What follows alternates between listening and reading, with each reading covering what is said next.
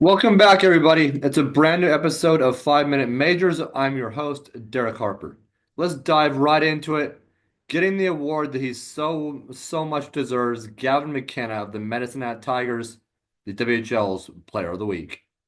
He has been absolutely tearing it up, and the scary thing is, he's not even draft eligible until 2026, and he's been like his point streak has gone insane. He has 32 goals and 74 assists this season for 106 points in just 51 games. And he still has a season before he's draft eligible. Think about that. He's the top NHL prospect for the 2026 draft. Also in the past week, he extended his point streak to 35 games. I mean, that's insane. Staying in the Eastern Conference, the WHL Rookie of the Week, Daxton Rudolph from Prince Albert. The 16-year-old defenseman led all rookies with a goal and 5 assists for 6 points and a +9 rating in 4 games. But we'll get to the goaltender of the week as well. Former Wenatchee Wild player Daniel Hauser, who is now with the Calgary Hitmen. He received the honor. He recorded a 3-0 record, .67 goals against average, and a 969 save percentage, including back-to-back shutouts. So it's just it just goes to show the talent level in WHL this season, especially in the Eastern Conference. But the Western Conference will be interesting, especially next year. Penticton joins the league. Maybe Chilliwack the year after that. And kind of on that topic, the NHL and CHL met this week to, it was reported by Darren Dreger that they met to kind of talk about the potential of like more expansion in the CHL. So I don't know if that's mainly focused on the dub or CHL as a whole.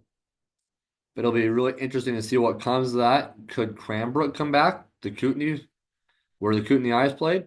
Maybe they have a BCHL team at the moment. They could maybe do some upgrades to that barn. Who knows? That would be very interesting. But we'll get to the top 10 rankings as well. The WHL saw the Spokane Chiefs slide in at 4, Everett Silvertips at 5, Medicine Hat Tigers at 6, and the Calgary Hitmen at 8. QMJHL Moncton Wildcats at 2, and the Rimouski Oceanic at 3. So you're probably wondering, did they do it again? Yes, they did it again. The London Knights continue to hold the top spot in the CHL. Fellow OHL members, the Kitchener Rangers checked in at 7, Windsor Spitfires at 9, and the Brantford Bulldogs at 10. So something is in the water in London. I think we got his hand on the Memorial Cup this season. So, I mean, who knows? Maybe the Rimouski Oceanic defend home ice. We'll see what happens there. It'll be very interesting to see. But I think it's going to be even more interesting, especially when the WHL grows with the addition of the V's and then maybe Chilliwack, it sounds like. And could other franchises be on the horizon now? What's the OHL going to do? What's the QMJHL going to do? It's going to be very interesting to see what happens. So we'll keep you updated on all of that. But the Spokane Chiefs and the Everett Silvertips, those two teams, keep a tab on them in the WHL's Western Conference. They are likely going to both make deep playoff runs, and at some point they'll clash probably. I give it second or third round of the playoffs. But I think we just got to talk about Gavin McKenna again. I mean, it's just the kid is going insane. I mean, it's Connor Bedard's cousin. There's something in that bloodline. I mean, it's the second time he's received the Player of the Week honor this season. I mean, his dominating performance in the past week included 3 goals and six assists for 9 points in 4 games. The kid is good. He's great. I mean, I kind of wish that the CHL, I know they like the top prospect games against like they used to have against like Russia. Now it's against the U.S. national development team. I kind of wish they just had a CHL All-Star game. I mean, you could argue that's the Memorial Cup or the U.S. game. that was formerly the Russia game. But I would love to see just the top players in the CHL go play each other once or twice a season. I mean, just with the talent that's developing out there and the the rankings, it's just insane at this point. It would be interesting to see where Gavin McInnes is picked in 2026. And again, that's the scary thing is he's not eligible until 2026.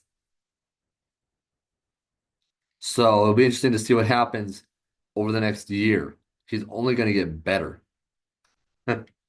So, I mean, does he maybe not eat fast food like his cousin Connor? But and then you have Landon Dupont with the Everett Silvertips, the latest WHL's or the latest WHL exceptional status player. I mean the WHL I think is the league to watch this season, aside from the London Knights of the OHL and Moncton in the AQ. But I mean you look at Gavin McKenna, you look at Medicine Hat in general. I mean you look at Calgary maybe a little bit, the Chiefs out in Spokane, and it'll be interesting to see what happens over the course of the season and especially the playoffs. That'll be a real doozy to watch, and we'll keep you all up to date as the season goes on and into the playoffs. But we'll see you next.